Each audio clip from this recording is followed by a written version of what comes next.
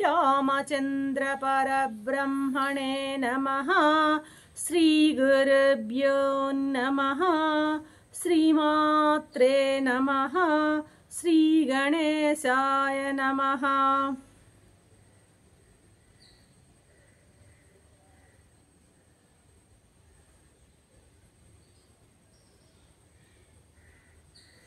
ప్రియ ఆత్మబంధులారా, యోగ వాసిష్టం ఉపశమ ప్రకరణము 304వ భాగం. నిన్న ఎపిసోడ్ని ముగిస్తూ మహర్షి ఏమన్నారు? ఓ మననశీలుడైన రామా, మనస్సు అనేది మిథ్యాజ్ఞానంతో కలిగిందయ్యా. ఇది మృగతృష్ణ లాంటిది.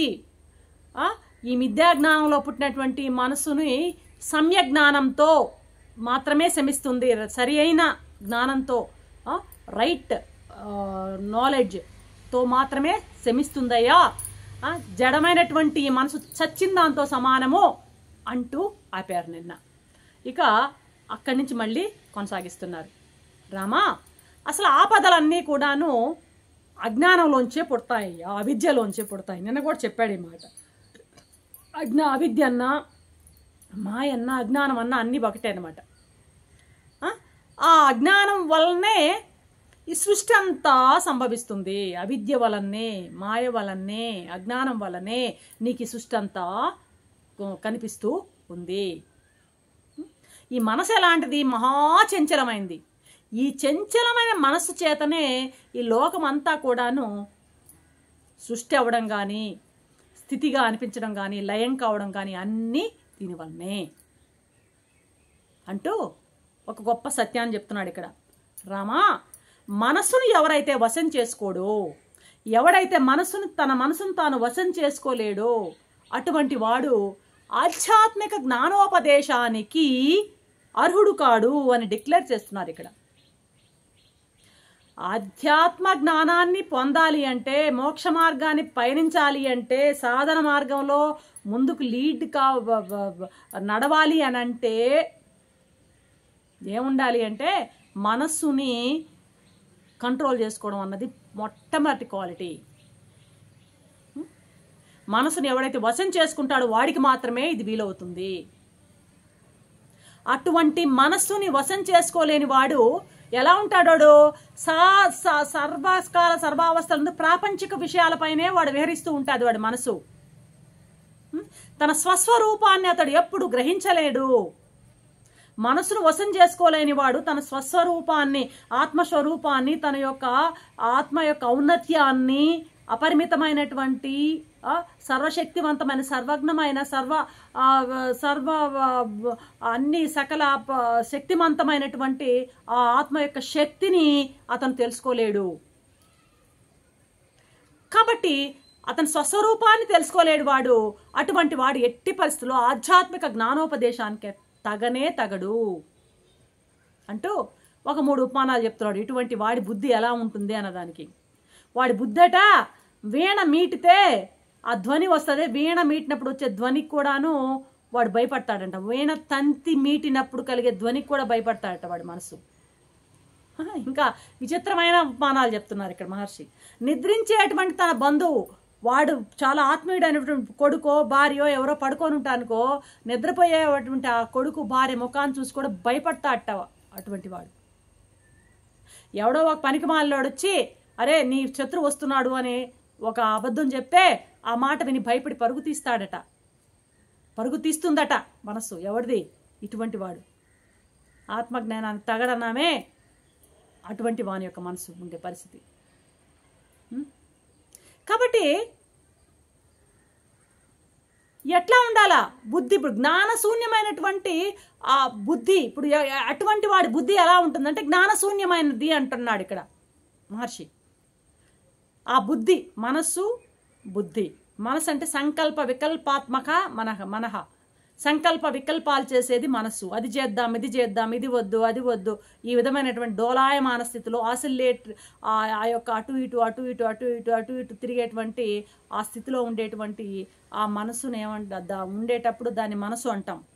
అలా కాకుండా నిశ్చయం చేసి ఇదే అనేటువంటి నిశ్చయం చేసేటప్పుడు దాని బుద్ధి అంటాం. అయితే ఇందాక చెప్పుకున్నటువంటి క్వాలిటీస్ ఉన్నటువంటి జ్ఞానశూన్యమైనటువంటి వాడి బుద్ధి ఎలా ఉంటుందంటే వాడి బుద్ధి బలహీనంగా ఉంటుంది. ఎప్పుడైతే వాడి బుద్ధి బలహీనంగా మనస్సు ఓడిస్తుంది అనమాట. ఎవడు బుద్ధి లేనివాడా అంటుంటాం. బుద్ధి బలంగా ఉంటే మనసు ఆడే ఆటలని కంట్రోల్ చేస్తుంది. తప్పు, నో, ఇలా కాదు చేయాల్సింది, ఇలా కాదు ఉండాల్సిందని బుద్ధి ఒక చావగొట్టి చెవులు మూస్తుంది మనసుని.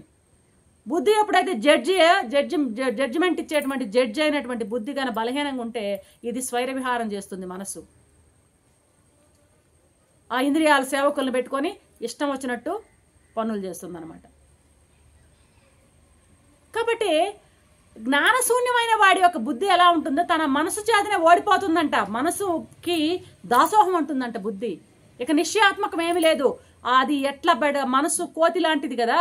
ఆ ఇంద్రియాలను పట్టుకొని ఏం చేద్దామంటే అది, ఏం తిందామంటే అది, ఏం అనుభవిద్దామంటే అది, ఆ విధంగా అది హద్దులు పద్దులు లేకుండా పరిగెస్తూ ఉంటుంది. ఇక్కడ మళ్ళీ ఒక గొప్ప ఉపమానం. రామా, విషం కలిసినటువంటి కుడుములు ఉన్నాయి. ఎవరో మన ఇప్పుడు సీరియల్స్లో చూపిస్తుంటారు కదా, విచిత్రమైనటువంటి వాటిల్లో ద్వేషంతో చంపేసేదానికి రకరకాల ప్రక్రియలన్నీ. ఆ మహాతల్లులు వాటిని చూసేటువంటి ఆ తల్లులకి నమస్కారం చేయాలి. అటువంటి సీన్స్. ఆ కుడుములు, విషం కలిపినటువంటి కుడుము తింటూ ఉంటే పాపం కొంచెం రుచిగా గిచిగా బాగానే సంతోషంగా స్వల్ప సుఖం ఉంటుందంట, ఆనందంగా ఉంటుందంట.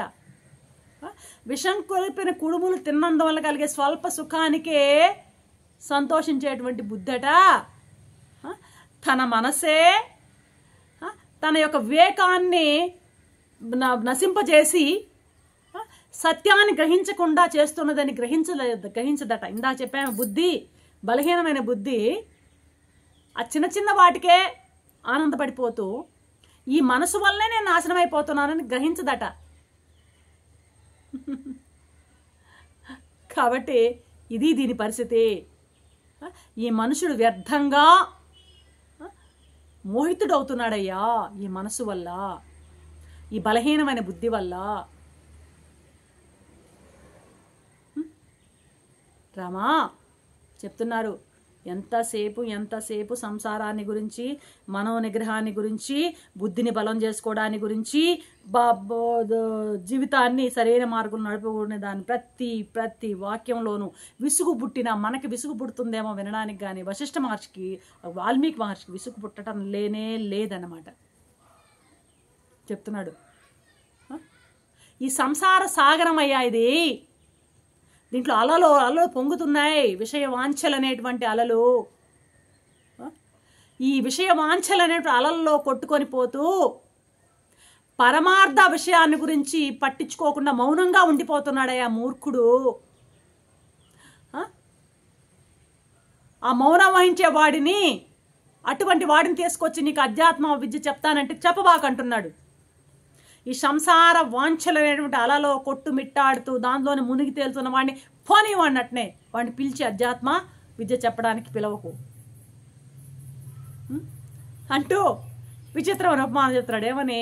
రామా, కళ్ళున్నాయి ఒకడికి, అయినా చూడలేడు, కళ్ళుండి కూడా చూడలేని వాడిని తీసుకొచ్చి విచిత్రమైన, చూడవయ్యా ఈ ఉద్యానవనంలో ఎంత అందమైన లతలు ఉన్నాయో, ఎంత పుష్పాలు చూడవయ్యా, వీటన్నీ చూడవయ్యా అంటే మనం చూపగలమా? ఎటువంటి చూపగలమా? ఏ దుర్బుద్ధి చూపగలడు అని ప్రశ్నిస్తున్నాడు వశిష్ఠ మహర్షి. ఇంకో తమాష విచిత్రమైన ఉపమానం. విచిత్రమైన రోగం వచ్చిందంట ఒకడికి. వాడి ముక్కు దిబ్బడ, ఏ వాసన వాడు చూసే శక్తి వాడికి పోయింది, ఘ్రాణ శక్తి పోయింది వాడికి. వాడిని ఏదో ఒక రకరకాల పుష్పాలు పెట్టి ఒక జడ్జిమెంట్ అన్నమాట.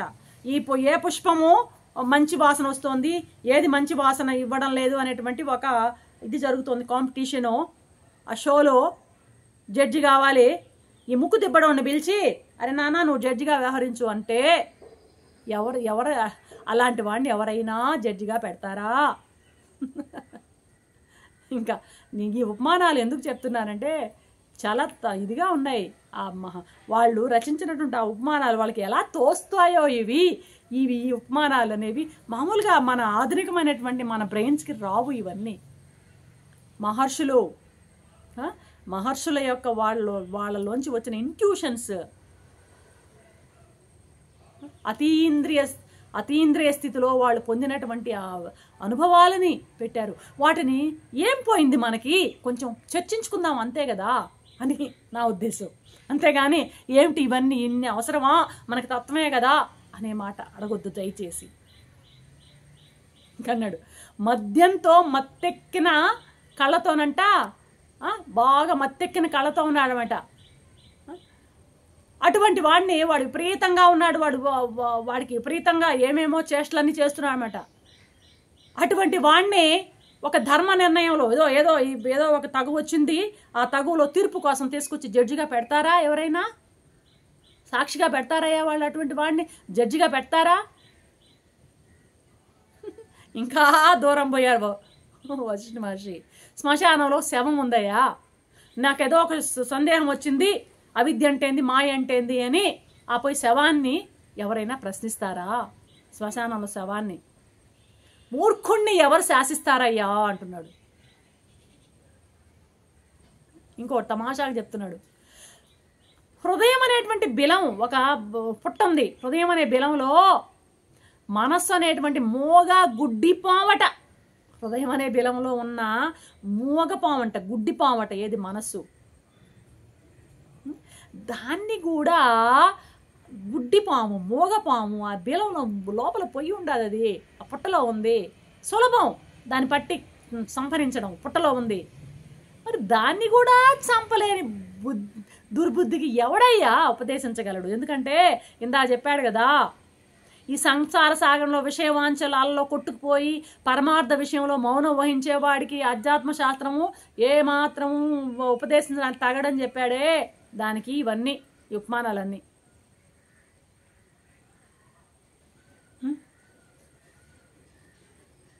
కాబట్టి రామా, ఉనికే లేని ఈ మనసు ఓడిపోయినదే అని గ్రహించవయ్యా.